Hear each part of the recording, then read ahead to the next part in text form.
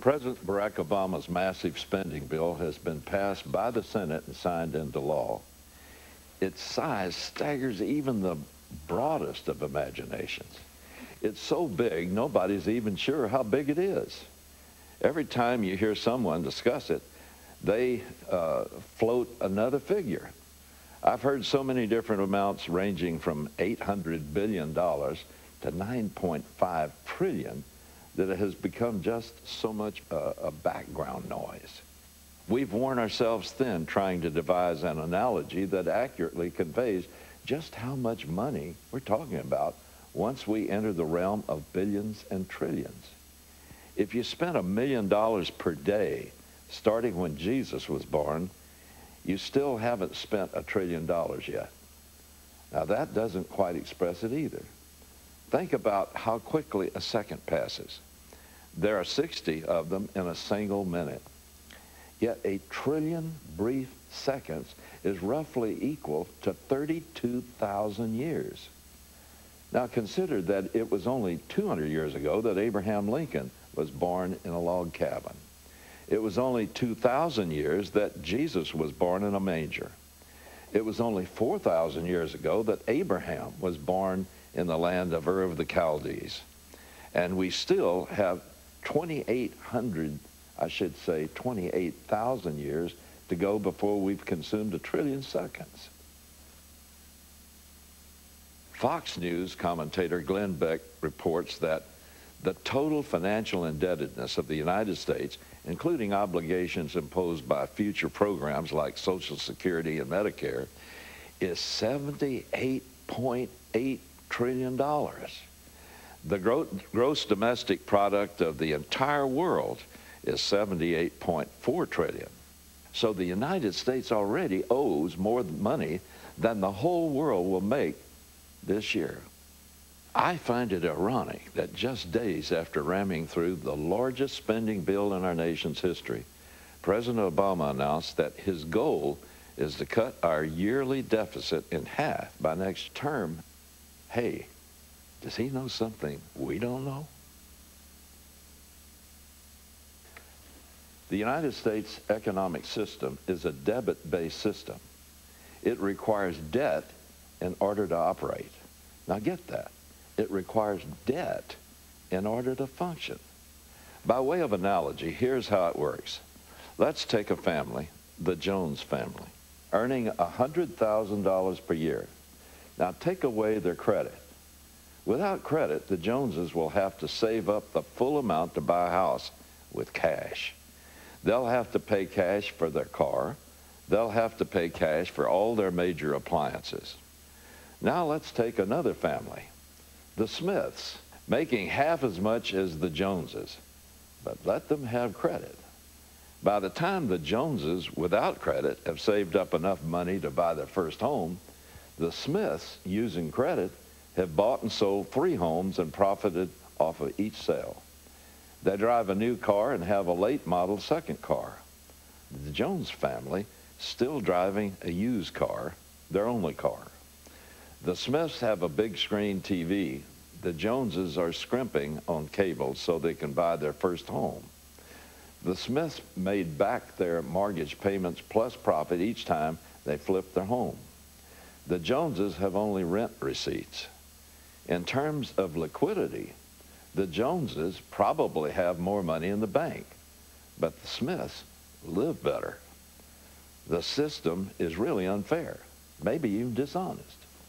It penalizes the Joneses for working harder, earning more money, and living within their means. The Smiths are living off money they haven't yet made. Now, think about the Federal Reserve System that really implements this sort of a debt-based society. It's neither federal nor is it a reserve. That's just a cleverly contrived name that they thought up. It's a privately held banking system that owes the first allegiance to its shadowy owners, most of whom are foreigners, and not the U.S. government. It too requires debt to operate, our debt. The U.S. government borrows much, if not all, of the money it needs to operate from the Federal Reserve. Now, where does the Federal Reserve get so much money to lend to the United States? Simple. It has our Treasury Department print it for them. If the government needs $50 billion, the Fed calls the U.S. Mint and tells them to print $50 billion. The Fed then gives that money, called fiat money, since nothing is backing it, to the government as a loan. It charges a tidy interest rate and expects to be repaid at the rate of the face value that's on those bills. Where does the government get the money to repay the Federal Reserve? Simple. You and I pony it up each April 15th. That's why when the Federal Reserve was created, and some say illegally, in 1913, it also created for the first time the federal personal income tax. That's so that we could pay them. So the federal government uses our money to repay with interest the so-called Federal Reserve for a loan it created out of thin air. You know, if a private citizen ran that scheme, the FBI and the Secret Service would be hot on his trail. The Federal Reserve System is no more honest than the one that allows the Smiths to live in luxury while the Joneses struggle in relative poverty on twice as much income. It's dishonest and rigged, but it's the only system we have now until it doesn't work anymore. And we may be rapidly approaching that moment. I was fascinated to see that one U.S. congressman finally says, you want to get rid of debt? Let's get rid of the Federal Reserve. To that, I say amen. In observing the various and sundry government bailouts and giveaways, I've noticed an interesting trend. The more outrageous the amount of the bailout, the greater the hype concerning the crisis that justifies it. When President Obama announced his $275 billion mortgage bailout, it was to avert a national crisis. He warned, we must stem the spread of foreclosures and falling home values for all Americans. However, it seems that foreclosures on a nationwide basis actually fell by 10% in January. In the median state with 25th highest foreclosure rate, the midpoint in the country, the foreclosure rate was only 0.1%. In the 24 states below that one, the foreclosure rate was lower than 0.1%.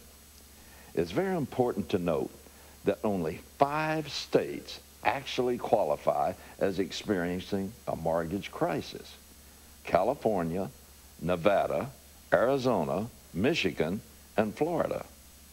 It's also imperative to note that nearly all of these subprime loans and foreclosures are refinances, not first-time mortgages.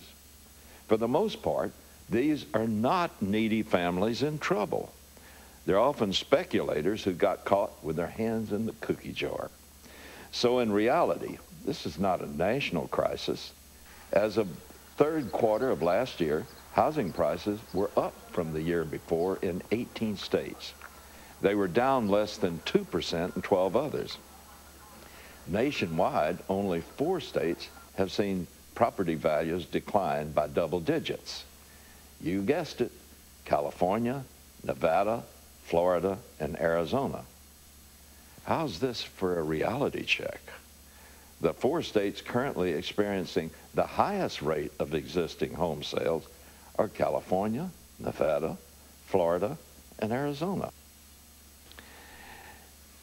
Reducing the inventory of unsold homes, foreclosed or not, makes it easier to sell remaining homes and thereby works to arrest the falling home prices. Now get this, falling home prices are not the problem. They're the solution. A solution in which we're going to invest $275 billion just to make sure it won't happen. So who's manipulating what here? We really need to look into what's going on in our country and make some people fess up to what's really going on. I'll be back after this break.